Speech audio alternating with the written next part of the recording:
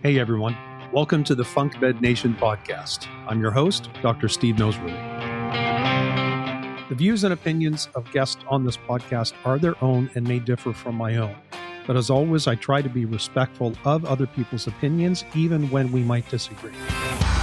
My guest today is Dr. Stuart McGill. Dr. McGill is a professor emeritus at the University of Waterloo in Ontario, Canada, and a world-renowned lecturer and expert in spine function, injury prevention, and rehabilitation. Dr. McGill has written more than 200 scientific publications on the topics of lumbar function, low back injury mechanisms, and the investigation of tissue loading during rehabilitation programs. He's received several awards for his work, including the Volvo Bioengineering Award for low back pain research from Sweden, and is a recipient of the Order of Canada, the second highest merit award in the nation. Dr. McGill has been an invited lecturer at many universities, has delivered more than 200 addresses and 70 keynotes to societies around the world. He has written 4 books and contributed 32 chapters to others. He's sat on the editorial boards of many journals in the physical medicine and rehab space, and recently has appeared as a guest on other podcasts with Andrew Huberman, Peter Attia, and Mark Bell. As a consultant, he has provided expertise on assessment and reduction of the risk of low back injury to government agencies, corporations, professional athletes, and sports teams of all varieties.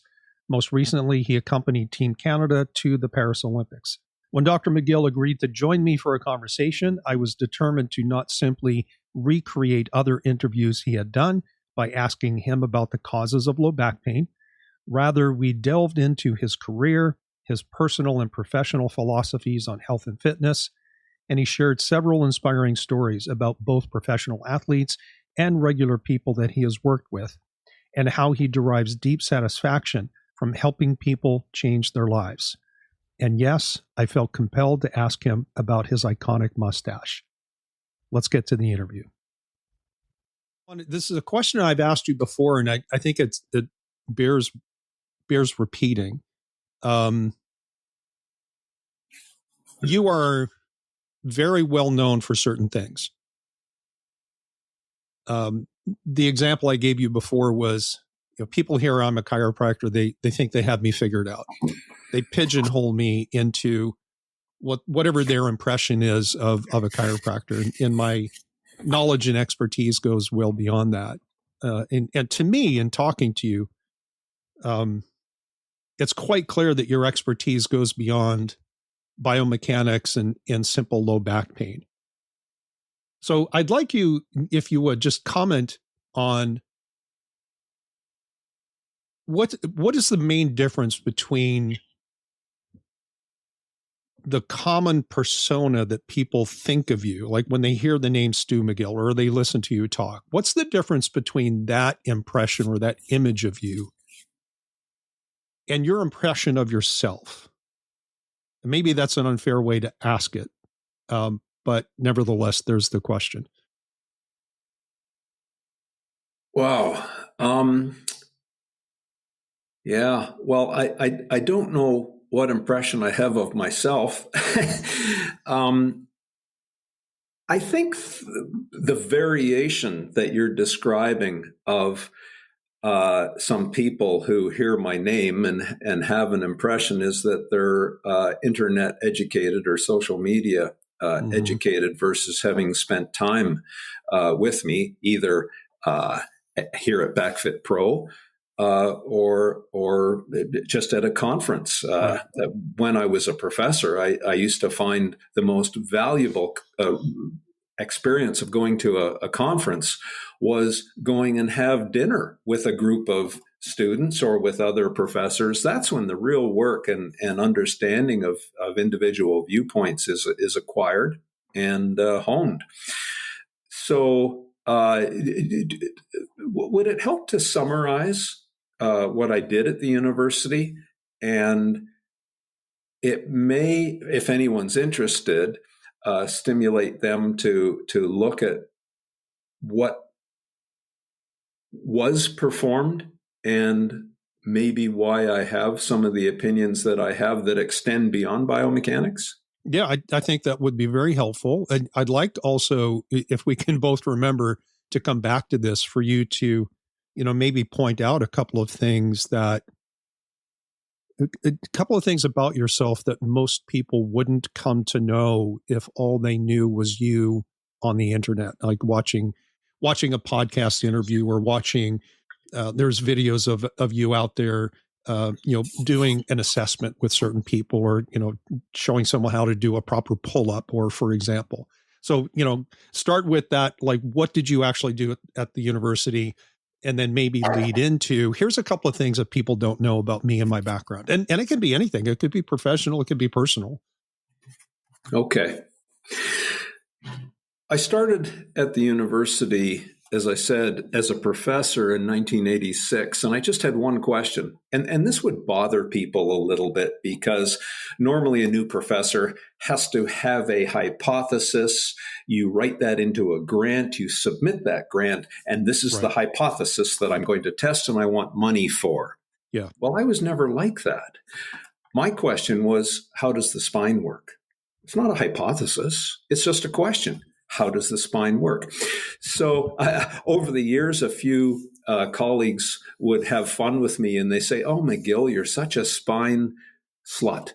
You will do anything with anybody at any time as long as you can learn something more about the spine." So if I would work with a surgeon and attend surgery, or work with a team, study the injury patterns, I would be invited to the team's training camp, and I would meet with the medics, and we'd be sitting up in the stands there, and we would have the idea, we're watching all these players, we were discussing them, and I'd say, good, get out a piece of paper and let's write down our hypotheses, being who will be hurt and where by the end of the season.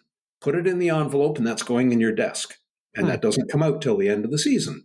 And let's see how good we really are if we think we can predict injury by watching them move. So, just fun things like this. How does the spine work? Anyway, the first laboratory that we started in 86 was equipped to measure internal loads in the living person. So we would film them three-dimensionally moving. And then the big step was the virtual spine. So the computer technology was just at the point where we could take CT scans or MRI scans, which are serial slices, stack them, and then recreate that individual's spine, their musculature, the ligaments, the discs, etc. That was called the virtual spine. The instrumentation measured the spine curve, the external mechanics of load on their hands, and working through link segment dynamics, figuring out the external mechanics, the loads on the spine, and then using electromyography of electrodes around the body, figuring out muscle force, stiffness, stability, etc., allowed us to measure the stress concentrations on the actual tissues. Interestingly enough, in most people, the stress concentrations was where the pain was coming from. Not in all, but in most, which was fundamental. Then I realized I didn't know the injury processes. So we took cadavers and we would apply the loads to the spines and the various tissues of the cadaver. So we learned very precisely, what are the pathways to disc herniation? How do you fracture an M plate? What really causes spondylolisthesis? And as it turns out, it's a little bit of anatomy with facet angle, plus the cycles of load, plus the brittleness of the bone, etc. Then I realized, boy, all of these people are coming into the experimental research clinic, and I'm reading the radiology reports, but there's no link back to the mechanical causation pathway. So we developed a radiology suite. I acquired some money, and we got X-ray machines, micro CT, ultrasound for living people, etc. Then the dean asked me, well, okay, hotshot, not using those words, but that's what he meant. Why don't you start seeing patients? and test your science to see how good it is. So I started the experimental research clinic, but remember, I didn't have the constraints of traditional medical training or funding models. Right. The patients would come in and I set aside 2 hours to assess them and give them my opinion as to what is going on, and then that will inform what they should and shouldn't do. You know, Steve, after the first year, I changed that to 3 hours. Well, this was unheard of. My medical colleague said, "What are you going to do with people for 3 hours? For 3 hours, yeah. Who's going to pay for that?" Anyway, the other unique feature of that was we followed up with every single patient we ever saw in the history of that clinic. We know exactly our efficacy score for the different categories. You know, is it discogenic pain? Is it neural arch pain? Is it pain exaggerated because of the fear that they have of losing their job and now having 5 mouths to feed at home? You know, all of the subcategories. Right. The next pillar that we used, and I developed being a spine slut, remember, was I realized as I saw patients, clusters were forming. I was paying attention.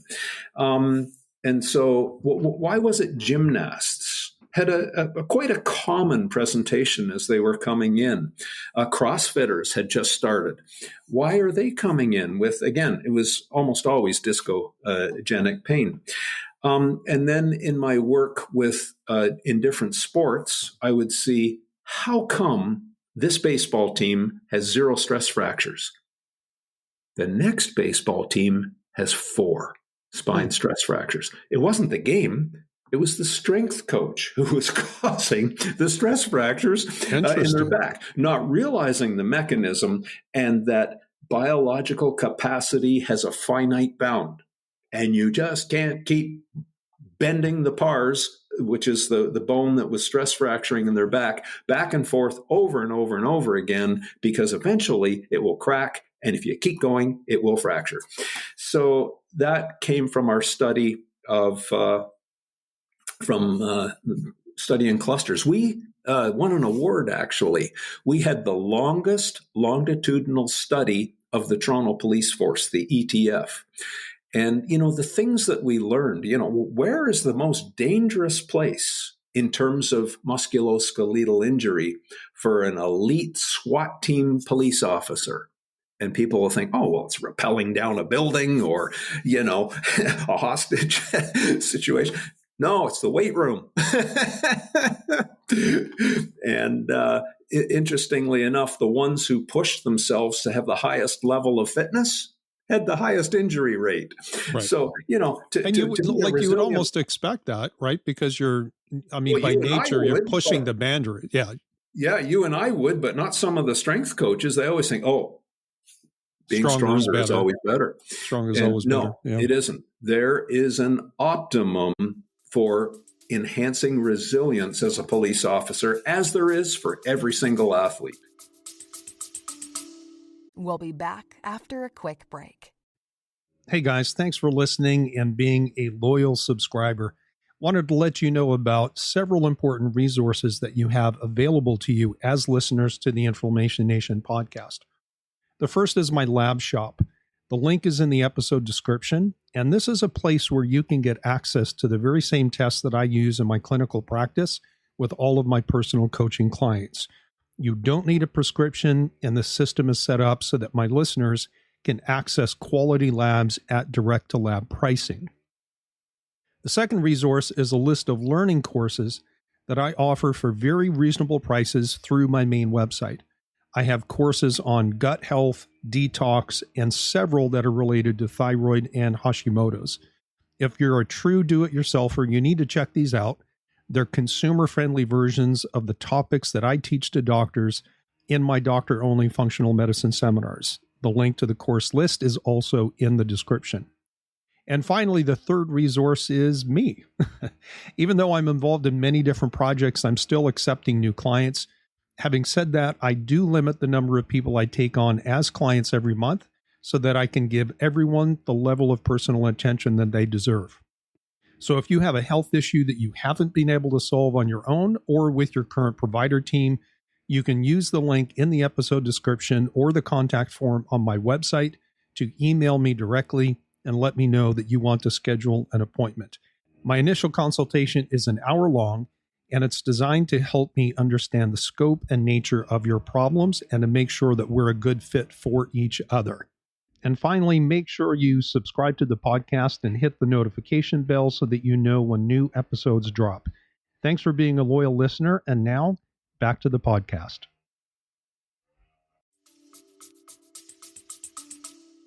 Oh, I would love to drill down on this idea of what is optimal strength. Do you have a sense of that? Of course. Do share. Right now, I am perceiving that because of the internet, there's a lot of people who are jumping on the bandwagon, get stronger, get stronger, get stronger, do Olympic lifts, and that kind of thing. I'm old enough that I've seen quite a number of true Olympic lifters, and I've followed them through until I've got one guy who's in his 80s. Do you think he's the most capable 80-year-old right now? I imagine that kind of training takes a toll. Well, that particular one is on a walker. His shoulders are shot, his knees are shot, his hips are shot. Now, I'm not saying that I may not be there myself, but, optimal strength is one that suits your body frame, first of all. There are some people, through the right choice of their parents, they can carry a lot more strength and they're going to be fine. There are others who will never carry that strength without paying the price to their joints. There are some who move well and can utilize that strength, and there are others who are someone put a V12 engine into a jalopy and it tore up the rest of the frame. So we're starting a little bit with genetics there. Yeah. What are the demands of their life? Is the strength sustainable? And I will say this, and again, people will disagree, but that's fine. The stronger the person is, the less of their life they will carry that. Now, I'm talking about extremes. People who come here as back pain patients, and I'll say, what's your goal? And they say, I want my next deadlift record.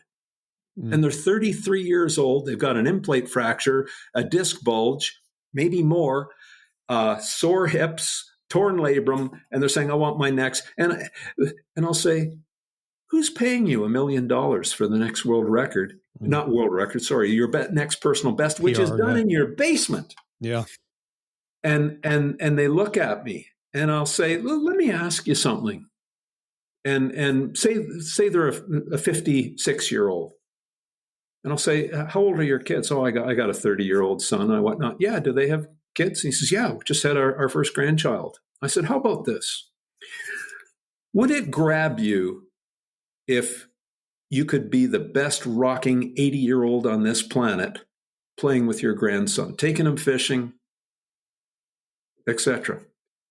And they stop and think, and they really pause. And they say, well, I've never really thought about it that way before.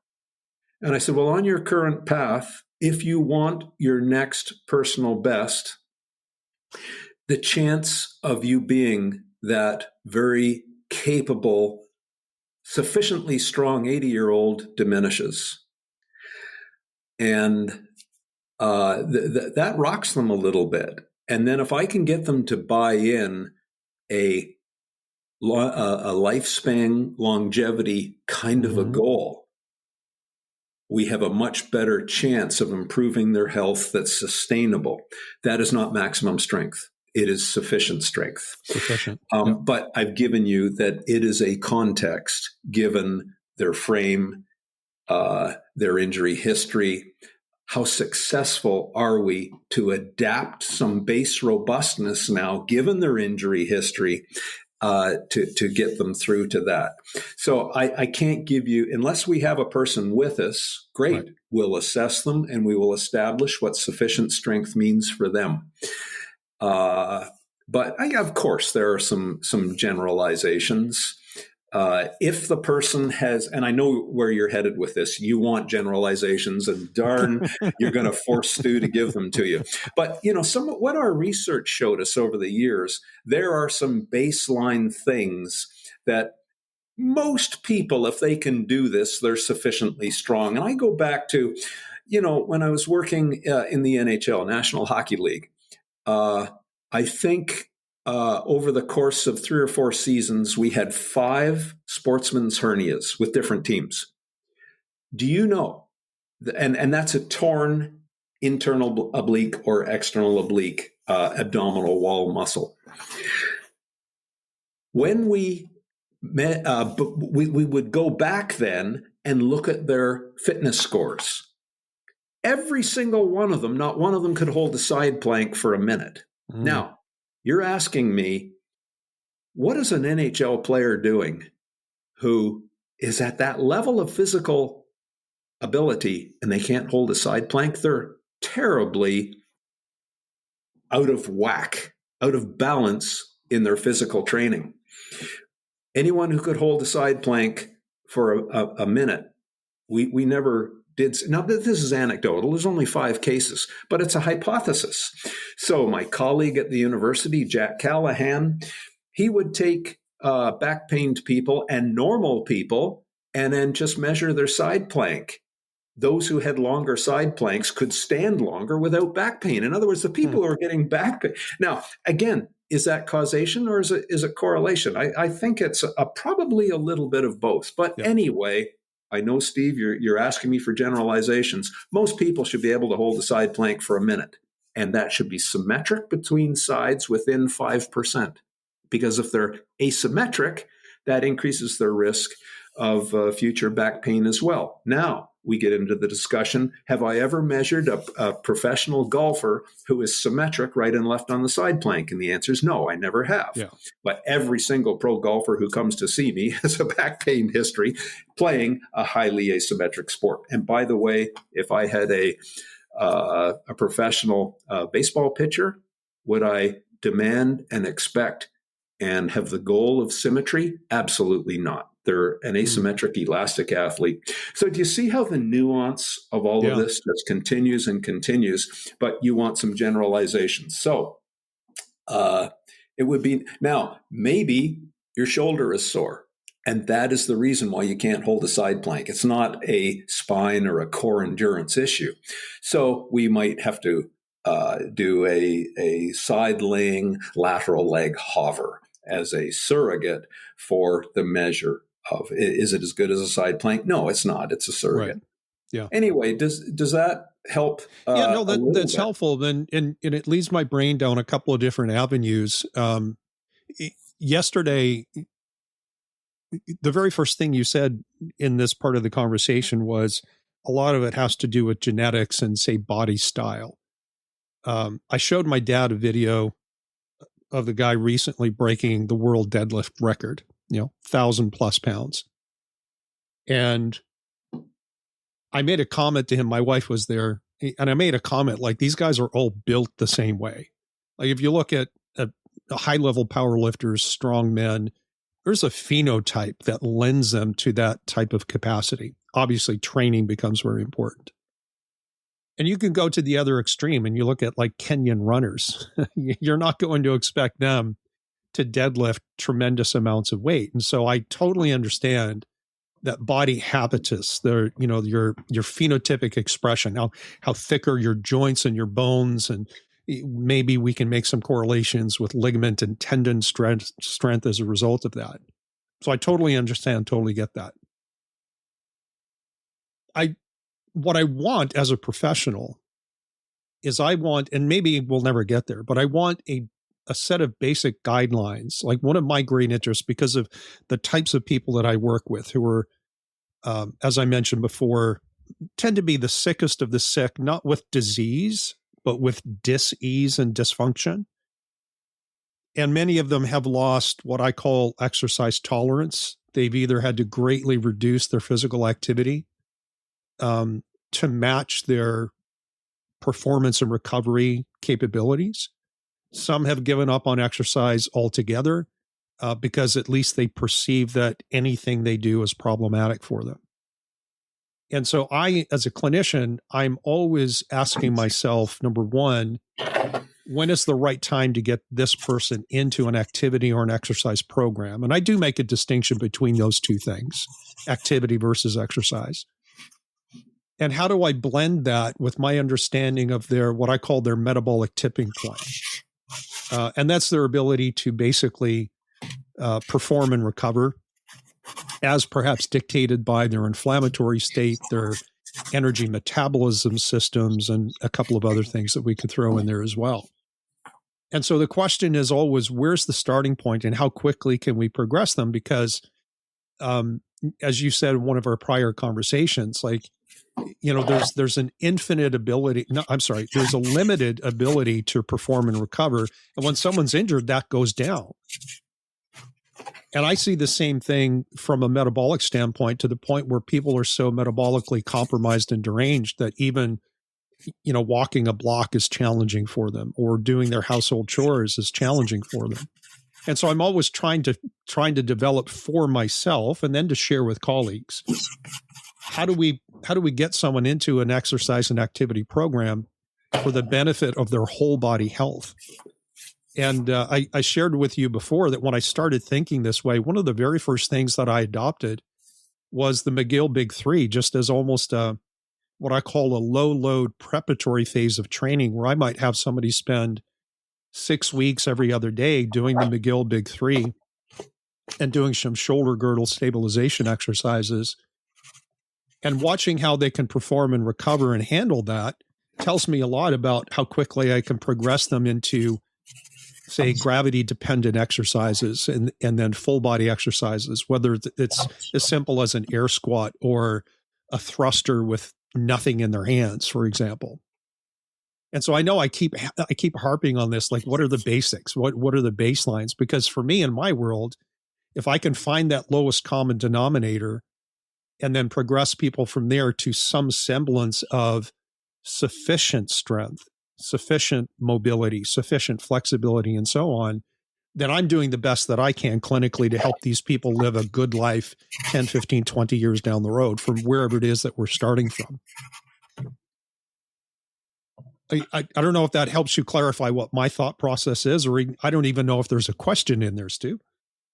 Well, I can riff on the topics that you brought up. And that was a great essay that you just wrote, by the way. Well, you know, you started out talking about phenotypes, and I just have so many friends in this whole area. Chances are I know the person that you're talking about who set the deadlift record. But you know, I've learned so much from someone like Ed Cohn. And if anyone's in the powerlifting world, they will know the name Ed Cohn. And Ed is just built to lift. Yeah.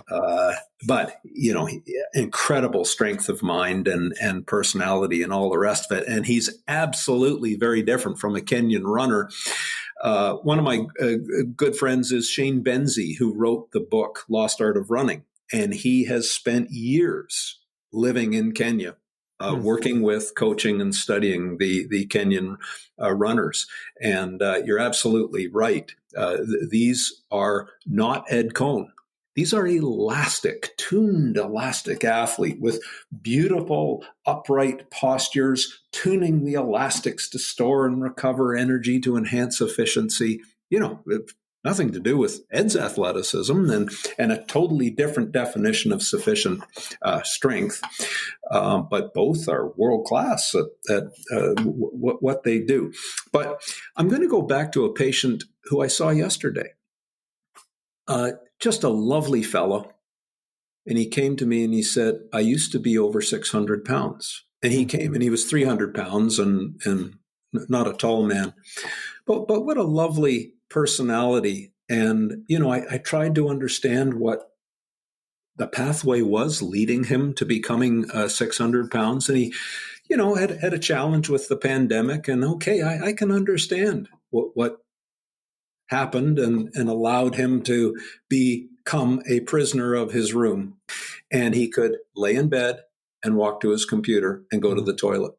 And then he became a prisoner. that room. But he started to work with one of my grand old friends who used to be on our Olympic team. A fantastic strength power athlete, but he now has debilitating back pain. And I think what you were talking about with some of your people, they are an extremely low level and they're extremely fearful and they've given up on exercise because it's always hurt. So I'm trying to give a background now for the challenge that I had yesterday. And here is this fellow. He's lost 300 pounds, half his body weight, but he's still 300 pounds through caloric deficit. He can't go any lower. His metabolism is so slow. He's got to do some physical activity to change and reset the caloric expenditure side of the equation. So can he walk? Yes. Well, we did some walking training. Again, from my experience of the Kenyan runners, can we use some elastics now and some body positioning so he can walk pain-free? He's still 300 pounds. That's hard on your ankles and your hips and your knees, etc. But the key is intervals. And I think this speaks to your question of how do you start dosing this? You said they can only walk for a block. Great. Walk to the end of the room and back. And do it every 15 minutes. So the lower level that the person is starting from, the principle of graded exposure is try and have a shorter interval, smaller dose more often. And then as they start to gain a little bit of capacity, the dose becomes larger, but so does the time between the exposures. Right. And in the extreme, you can become Ed Cohn. And even though he was by far the best deadlifter in the world, he really only trained once, maybe twice a week. But he spent that much time between the exposures because of the intensity of them. So that is a little bit of a scientific principle in this idea of graded exposure. Do you know, sorry to jump in here, but Marty Gabala at McMaster? I know Marty well. Yeah. So I interviewed Marty last year. We have a mutual friend, a guy I went to chiropractic school with, and he was the one, I don't think he coined the phrase, but he was the one that introduced me to the idea of exercise snacking. Well, Marty really is considered the father of HIIT. Yes. High intensity interval training. Yeah. Yeah. Yeah. In fact, to this day, my interviews with him are some of the most downloaded and listened to episodes in my Func Med Nation podcast. Yeah. Yeah. No, Marty's fabulous. Yeah, he certainly is. Sorry. And I know I interrupted your train of thought. I just wanted to bring his name into it. Back to you. Well, and then you mentioned bird dogs. And I was thinking yesterday, okay, first of all, my client needed permission to do physical things. He was petrified that with his body in its current condition, that he might create an injury and more pain, because he came to me with back pain. But it really was spine hygiene or movement competency, showing him how to squat. So that same style of short stop squat that we talked moments ago with that elderly woman at the medical school, I showed him and yeah, but we expanded it with him. We did the short stop squat. And then I said, now reach across your body and touch my hand over here. And he reached around. Oh, yeah, that causes pain. And I said, why did it cause pain? He said, I don't know. And I had to remind him yet again that your pain is caused when your spine gets out of position. How do we keep position? You're going to reach across, but turn your hips. Put a pointer on your rib cage, a pointer on your pelvis, and those stay together. It doesn't cause pain, does it? No, it doesn't. Why hasn't anyone shown me that before? So I got him to do a short stop squat, reach across, turn the hips, push his hips back a little bit further, pull his hips through, square up, and relax. Let all of the control go. Just relax and hover. He says, yeah, that didn't cause pain. This was monumental in changing his opinion of movement being something to fear versus movement being liberating, and now allowing me to accomplish that. So that was the first step, giving him permission to move, but also showing him a technique not to trigger his specific pain mechanism. Then we got down and we did bird dogs. It was a challenge getting down and then to do a bird dog because his shoulders were also an issue. Okay, well, there's bird dogs and then there's bird dogs. And here's where the expertise came in. I showed him how to do a bird dog and his arms were way out in front of him. He said, oh, my shoulders are sore. I said, get your hands underneath your shoulders, your knees underneath your hips, and lift your tail. Okay. Did a bird dog. He said, well, that hurts my shoulder that he's supporting 300 pounds with. I said, good. Grab the ground with your hands and try and pull your hands to your knees. Now, you, with your training, knows what I just did with his back. We turned on the lower traps, trapezius, not trapezius, lower trapezius, serratus anterior, and a little bit of lats. And all of a sudden, I tricked him into a shoulder stability pattern. So now his shoulder didn't hurt. And I said, now push the earth away. And now do the bird dog, trying to pull the stance heel of your hand towards your knee. Took his pain away. So, that was important because it now gave him another tool to really integrate this goal of he's got to have some caloric utilization now because he's maxed out. He's so calorie deficit. His reset is now 300 pounds. He wants to get to 200. But anyway, it was such I called him, as I always do, the next day. So this, what's today? Thursday. I saw him Tuesday. So I called him yesterday and he says, on the verge of tears, I haven't had any pain. I gave him a lumbar to put in his low back. So the person who drove him here, he is almost 5 hours through the snow. Yeah. And he said, I didn't have any pain in my drive home. So it's just figuring out his mechanism and giving him permission to move and then showing him a few tools so that he realizes, wow, this doesn't hurt me. I'm safe. And it's what I need now to meet my goal, which he still needs to lose another 100 pounds, but that is the scientific reality. He needs caloric exposure now. Maybe in the beginning. But what you did was you removed both a physical as well as a perceptual block to making that next step, right?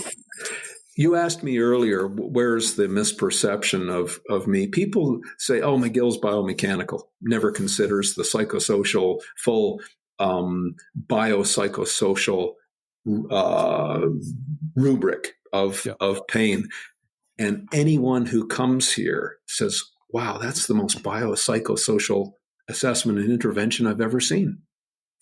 So again, there are people on the internet who they haven't contributed to the science. And so again, social media, they want to gain exposure by misrepresenting other people, I suppose. And I would imagine that when, I approached this interview with you with the express intent of not doing just another Stu McGill interview where all we did was talk about back pain, because I knew it's been refreshing and fun. Yeah. Well, I knew that there was more to you and more to your expertise. And that's really, what I wanted to bring out, as you were talking about this gentleman, and I'm sure it's more multidimensional than this, but, being confined to his room and being that large, he had such a high mechanical load on his spine, but being confined to such a small space and unable to really move all that much, he would have fallen into such states of disuse atrophy. And it made me think about, this, and I'll I'll bring this out particularly, like in another month, I'll be flying to California to teach a weekend seminar on this. We call it brain chemistry, but it's about a lot more than that.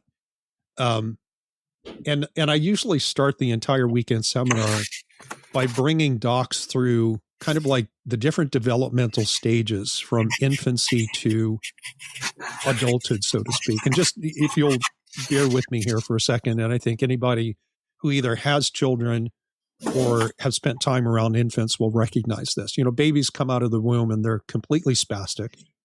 They're, all over the place. They can't control their eyes. They can't control their head. They're just moving spontaneously. And as the brain begins to develop, the first thing it learns to control is the eyeballs. That's like literally the first motor system that begins to mature. And because the ocular motor system is linked to the vestibular system and to the intrinsic spinal muscles, the next thing that develops is some semblance of cervical stability. And those get yoked together to the point where just even after 4 or 5 weeks of life, a baby can see something across the room and turn their eyes and their head to look at an object of interest. And then as they continue to develop beyond that, that stabilization of the spinal structure, which at this point doesn't have any curvature to any great extent. And I should say it's a big C curve. It doesn't have a cervical or a lumbar lordosis. And as these core systems develop, we get the cervical lordosis, stabilization progresses caudally, and now we get stabilization of the pelvis. This gets combined with the ability to turn over, sit up, then they can stand, then they can walk, then they can run. And from a neurological standpoint, this creates the platform from which all higher cognitive functions develop. Like there's a reason why most children don't start talking until a certain age. Like the motor system has to develop before we can acquire language in most cases, right? There's always outliers, and that may be actually a sign of a problem. And maybe this is the bias of a chiropractor talking. I look at the spine and spinal integrity in many ways as being foundational to health and wellness. I think it's a critical part. And it's not just because it's what allows us to move and explore our environment and to do things, say with the grace and beauty of a ballerina or an elite gymnast. The influence of the spine and capacity of that to neurological health is scientifically undeniable. And even if we go into maybe the clouded history of chiropractic and its origins, back before chiropractic became known as a back pain modality, people in the early 1900s went to chiropractors because their guts didn't work. They had indigestion or they weren't sleeping. I mean, chiropractic in its origins was a true healthcare discipline. And then we got pigeonholed into back pain and neck pain, which is fine. And it still serves a purpose. But I love talking to people like you because you see things differently. Your experience is different. And everything that you just walked me through in terms of meeting people where they are and treating them as individuals and working to remove barriers to allow them to have basic functionality.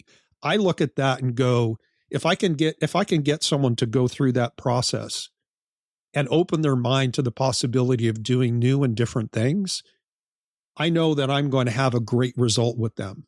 It doesn't mean they're going to be 100%, and I can't guarantee when that's going to happen. But I look at motion and movement as a key component of health, wellness, and fitness for so many different reasons. But the spine is integral, and I think we can track that all the way back to how neurological systems are designed. And I could just keep going on, but I'll probably get lost in my own thought process. But what's your response to those things that I just shared from my perspective?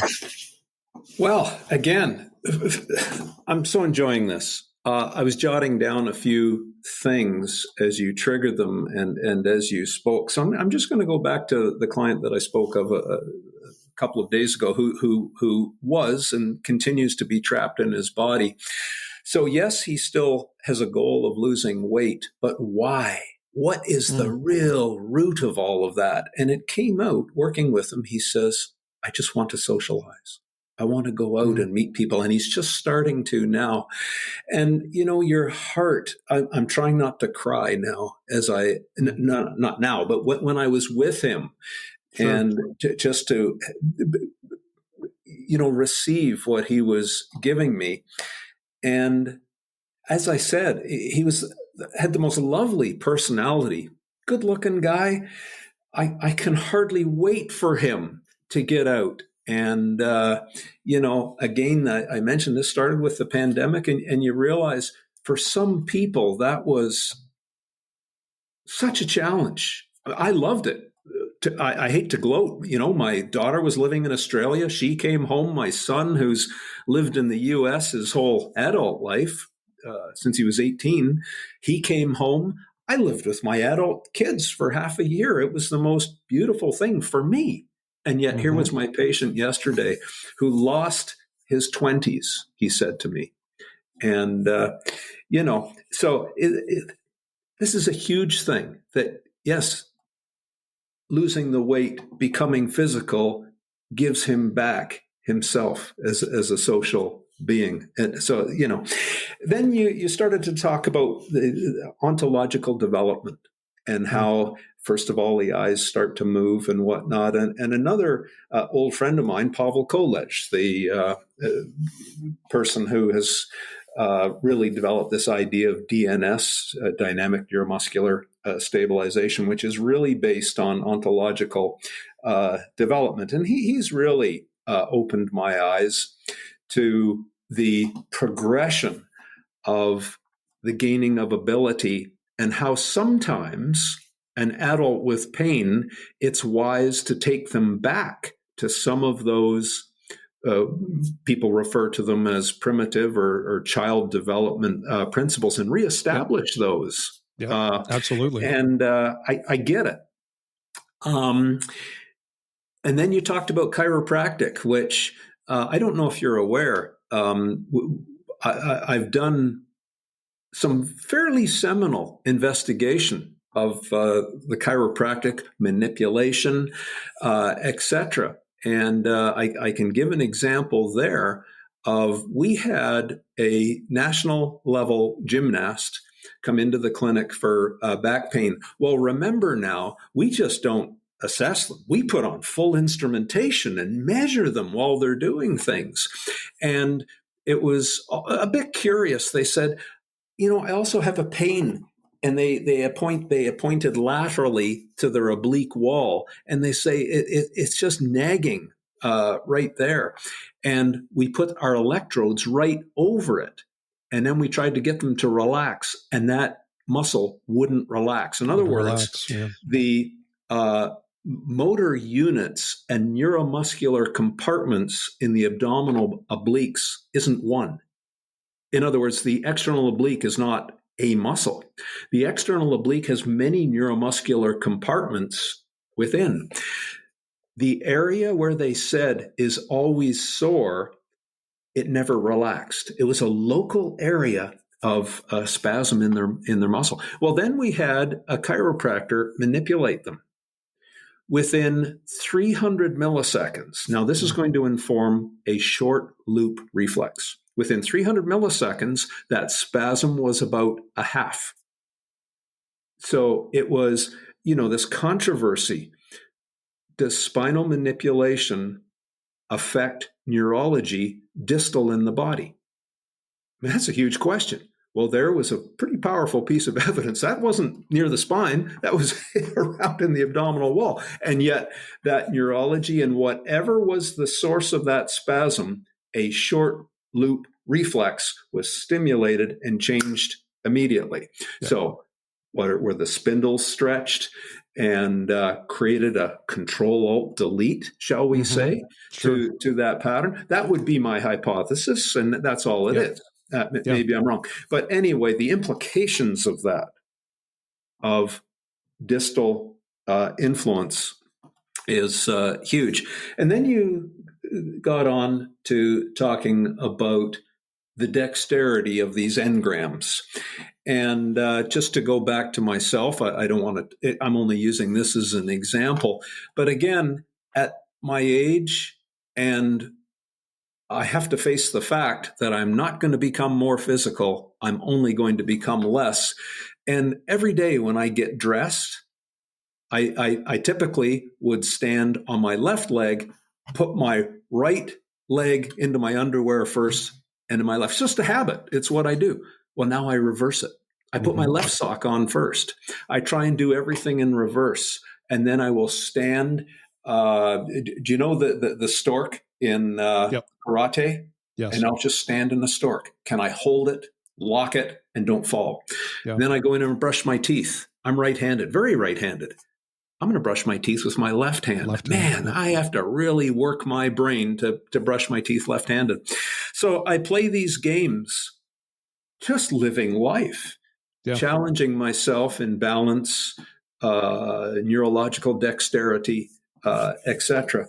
So I don't know if that helps or hurts. No, it does. And to that last point, like from a neurological standpoint, particularly, you see this a lot that people get older and they get concerned about their cognitive capacity. And so they become experts in crossword puzzle or Sudoku, and they do the same thing over and over and over again.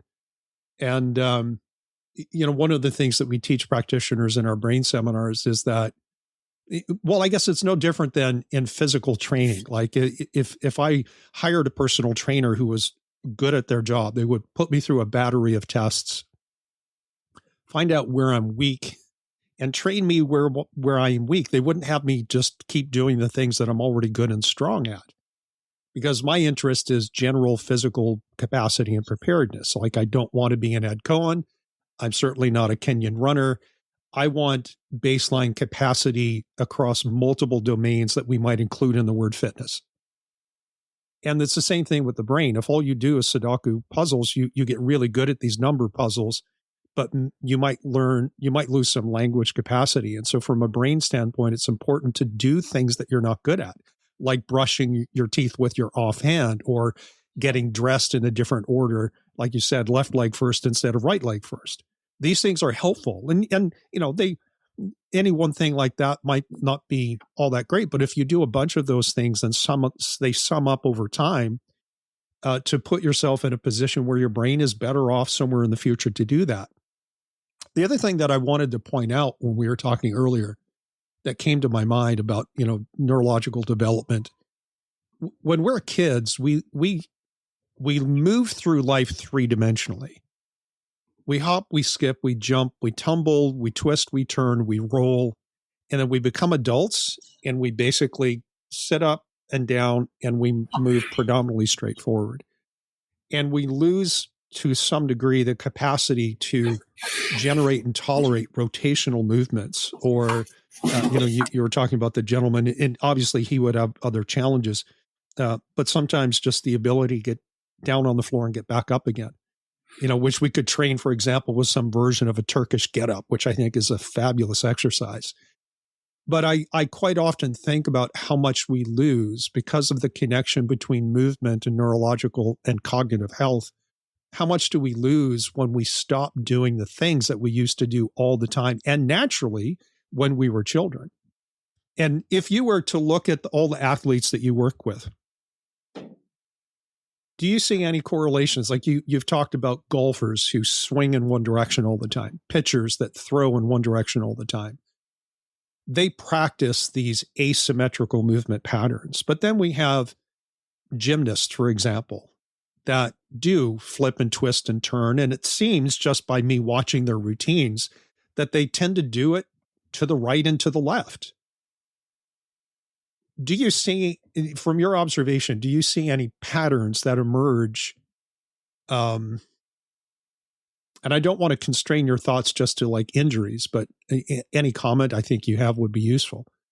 But do you see any difference between sport practitioners where multi-dimensional and angular movement, and the impact on their body is different than someone who's just a repetitive single motion sport practitioner.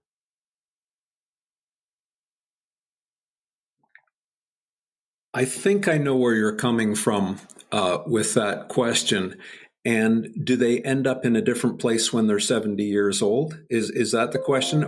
That's part of it. Yep. Yeah. I don't know, except to say that if they were a impact or a collision athlete, they are in a very different place. Also, if they were a high-level gymnast, I don't see many of them at our age where they're as physical as we are. Yeah. But of course, it's a biased selection in that they're coming to me with back pain. Yeah. Chances are, I had an NFL linebacker here not too long ago. He was in his 30s and he had 2 knee replacements and 2 hip replacements. In his 30s. Yeah. Well, late 30s.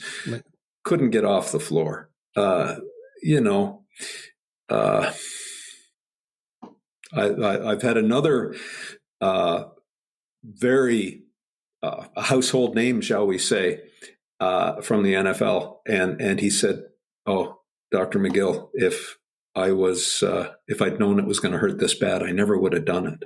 Oh, and wow. The accolades and that he has received in his life, and he would have given all that up not to have the pain that he has now. But again, these are one-ofs. There are some very, very successful athletes. I gave a lecture actually to the NFL probably 5 years ago, just before the pandemic, on returning the NFL player to civilian life. And the challenge, because we know that every year you play in the NFL, and I forget whether this has been updated or not, but it was something like every year you play is 2 years taken off your life, statistically. And is that playing above a certain level, is like collegiate, or no? This was in the NFL. So every year that you played in the NFL, it took a certain amount of time, a substantial amount of time, statistically, from your allocated years for your age group. Aside from these impact type activities, are there any other physical activities that you see that are inconsistent with goals of longevity and quality of life? Well, look at every high level sport and athlete. Do any of them outlive the rest of them? So you're saying pretty much anything to the extreme. Right. It's a toll on your body. Yeah. And there are some people who train like Olympic athletes, and they're a computer operator, not realizing that if they don't go quite as hard now, they will have most likely a longer health span. Some of them are just way too extreme for a variety of reasons. But anyway, that's my observation now of watching these people for over 40 years, like you. Yeah. And you recognize patterns. When I go to a medical meeting, which occasionally I will go to as an invited speaker now, and all the speakers sit at a table, and what do we talk about at lunch and dinner? Well, I remember the last time the dermatologist who came in and gave an overview of dermatology and what they'd learned over 40 years. He says, well, I love public hot tubs. They keep me in business. And then, the orthopedic, there might be a spine surgeon or a hip surgeon, and, he can predict who's sitting in his waiting room. Yeah. There's a pattern there that they've noticed. People who do certain things increase their risk of becoming a patient for that particular. Yeah. So, we all know these kinds of things. And I don't know if that. No, I think it speaks to the idea, like I'll go back to what I was saying before. Like if you asked, let's say you take 15, 20 people off the street and ask them, what are the best examples of fitness? You're going to get a variety of answers that all fall to the extremes, right? The Kenyan runner, the extreme VO2 max, the extreme strength athlete. I would argue that neither of those two extremes represent true fitness. I think fitness is multidimensional in the sense that it probably encompasses strength, speed, power, endurance, agility, mobility, cardiorespiratory capacity. And, for me personally. Just before you get too far ahead of me, Steve, can I interrupt and ask you something? Yeah. This is a really interesting conversation that I've had with a lot of different coaches and health professionals. Who is the best athlete? And is there a sport that you would link to being the best athlete? And you're not talking about skill. You're talking about... I might be. You might be. I might be. But that was a simple question. What and who is the best athlete? So to start my line of logic on that and how I've answered that question in the past, if you take a long distance runner, they have a unidimensional athleticism. Right. If you are a swimmer and you are a world record swimmer, and I've worked with a number of world record swimmers, they are unidimensional athletes. Are they the best basketball player? No. And one of the examples that I would use there is the sport of being a triathlete, obviously dominated by endurance. And when you're on a bike, it's endurance power. Is the person who wins the first leg of the event, which is the swim, so their athleticism, in other words, a great swimmer will beat all of the triathlete swimmers. However, to be a swimmer, you need to be a fish. It is a great advantage to have loose joints, big, floppy, big feet, act like flippers with a loose ankle joint. That's the kiss of death to run, where you need tuned elasticity to store and recover elastic energy and basically be a kangaroo or a bunny rabbit in terms of the most matched athleticism. Because if you look at the best runner, they won't be able to swim. Again, I'm talking generalizations, of course. Yeah, absolutely. There are those triathletes touched by the hand of God who really have the ability to do all of these things. So those kinds of sports, to me, are not the best athletes. Those are the unidimensional athletes, and they're really good at one thing. I've asked this of docs who are in the Olympic program for their country. So they're exposed to a lot of different sports. And then when the Olympics only occur once every 4 years. So they're doing things that are usually associated with very high level sports teams and that kind of thing. If you look at a basketball player has to have pretty much of it all. They are agile. They can change direction quickly. They have beautiful hand-eye coordination. They have game savviness and sense, strategy. A certain amount of endurance, a certain amount of strength, a certain amount of speed. From an all-around perspective, that's pretty good. Some of the NFL football players, before they get too banged up, I was placed them ahead of an NHL hockey player who skating is interesting. It's not running, it's not ground-based. Yeah. Anyway, there's a thought for some of the best athletes, shall we say. What's your favorite type of athlete to work with? And that can either be sport-based or maybe both.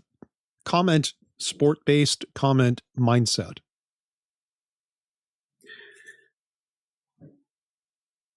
Well, this will surprise you. I'm not a sports fan. In other words, I would never choose to watch sport. Never. Wow. That's my life. And the only time I watch sport on TV is if one of my clients or patients is on the screen. Right.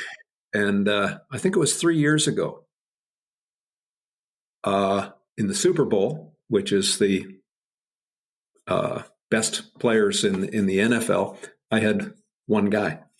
In the World Series, I had a patient. And then in the NHL Stanley Cup, I had a patient. So all in 1 year. All in 1 year. All Yeah. in 1 year. It was interesting. Do I have a favorite? And the answer is no.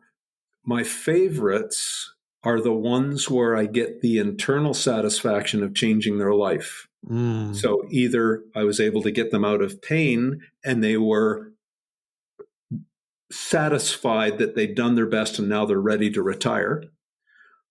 Or, wow, I'm here in BackFit Pro HQ. There's several posters around the walls here.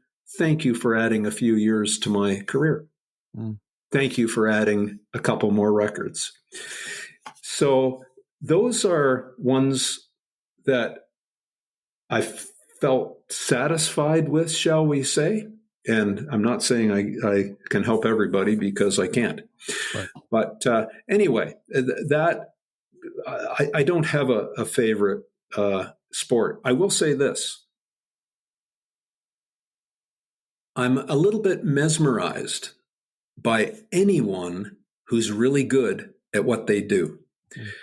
If this person is the best spine surgeon, I want to hang out with them. I want to see how they think. I want to know their habits. I want to know their skills. I have some people who live in the small town of Gravenhurst here who are fabulous at what they do. They might be a musician. They might be a nature artist. They might be a canoeist. I'm going to seek them out. Yeah. So I love mastery. And it goes way beyond sport. I remember, here's a funny story that it's rather oblique, and you might enjoy it, though. When I was a PhD student, I was going to quit. And the reason I was going to quit was I was terrified of public speaking. It was so difficult for me to go to a medical conference or a biomechanics science meeting and tell them what I'd been working on. And even though I was the expert at what I had done, It was so difficult for me. And I was going to quit. And I remember 1983, University of Waterloo hosted the world's biomechanics conference. And there was a very famous spine surgeon there named Harry Farfan. And I went to lunch with Dr. Farfan, and he said, "Oh, that was a good speech you gave." And he asked me a few questions about my work. And he said, "So where are you headed next?" And I said, "Professor Farfan or Dr. Farfan, I'm struggling. I don't know if I'm going to continue with this." And this will surprise a lot of people because I made my living speaking. And he said, "Well, I'll tell you what." He says, "That was a good talk you gave today. Just keep doing it. Mm. And if you ever screw it up, they'll never ask you back again. And your problem is solved." Problem solved. And that was what I needed to hear at that time. And I fought through it. But I'll tell you, even today, when people ask me to come and give a talk, and it doesn't matter if it's in front of 10 graduate students or 10,000 people at the National Safety Convention, my knees are shaking. It's funny you say that because in the last 15 years, I've taught thousands of doctors of all persuasions. I would do roughly, depending on the year, before COVID, I was doing probably 15 to 18 3-day weekend seminars a year. And even now, even after 15 years of teaching, the first 10 minutes, I'm nervous. And then I, just kind of get into the flow and you forget what you're doing. And now you're just talking to a bunch of colleagues. And then the rest of the weekend is fun. But those first 10 minutes for me, always nerve-wracking. Same. Yeah. Well, I'm glad to hear that I'm not alone. Well, No, listen, it never goes away. No, it doesn't.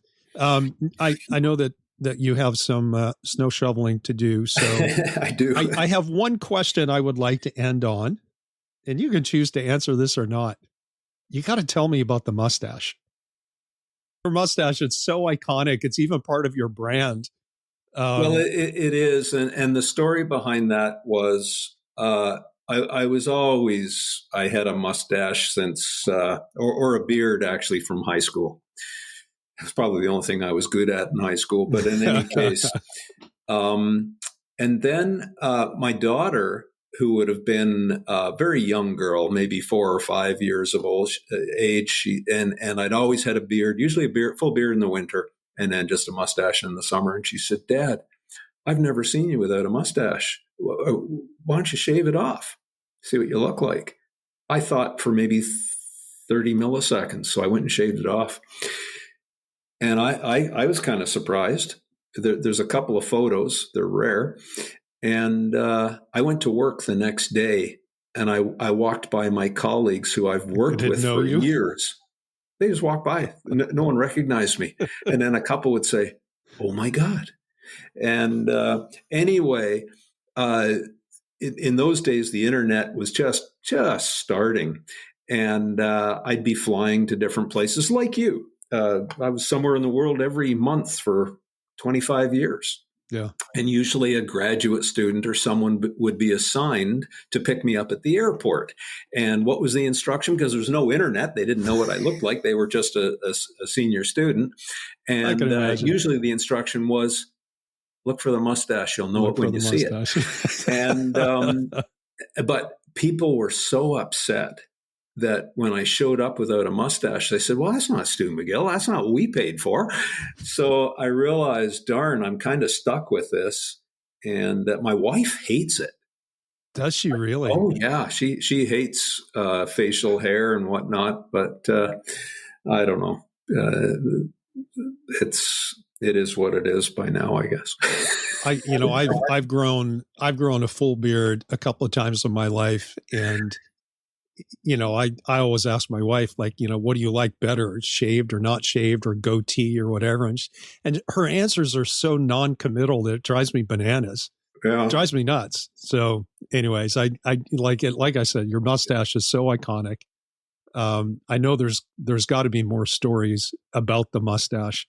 But maybe we'll save that for a different time. I would love. I do have. Do you want to hear one that just came to mind since you said that? Of course. I was coming into Dublin Airport in Ireland, and you know how they swab different things as you're coming in, and the way the woman who did it just said, "Just a moment," and 2 burly guys came, and one came under each arm and took me back to this room.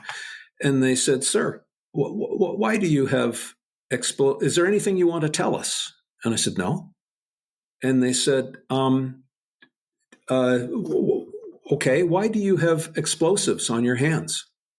And I said, "No idea." And do you know then that they went through my mustache and were really? Yes. Yeah. Getting molecules of TNT. And then they heard my accent and they said, "Oh, you're Canadian." And I said, "Yes." And they said, "Have you been around firearms?" And I said, "Yes, I cleaned my guns 2 weeks ago." 2 weeks ago. And there was residue off my guns and gun oil, I guess. And it was still in the pores of my hands. And I wash my hands a lot because I wash my hands between every single patient. And but there you go. I had gunpowder residue, and they picked up a molecule. That's how good those machines are. Yeah. Well, I'm gonna have to grow some facial hair and go test out that theory. Yeah, careful what you touch. That's right. Well, Stu, this has been a hoot. I really appreciate it. I know you're a busy man and your time is valuable. So thanks for taking time to talk to me and to talk to our community. I would like to propose that maybe we do this once a year. Well, let's see how it goes. Maybe next time I can come out to the Rock There you go. Yes, we'll come out and I'll share my my favorite fish and chips place and brew pub. No, to hell with that. Let's go out and catch one. Oh, there you go. We'll have it on the back porch, even better. That sounds awesome. Stu McGill, thank you, sir. I appreciate your time. Dr. Noseworthy, thank you so much. I've enjoyed every second.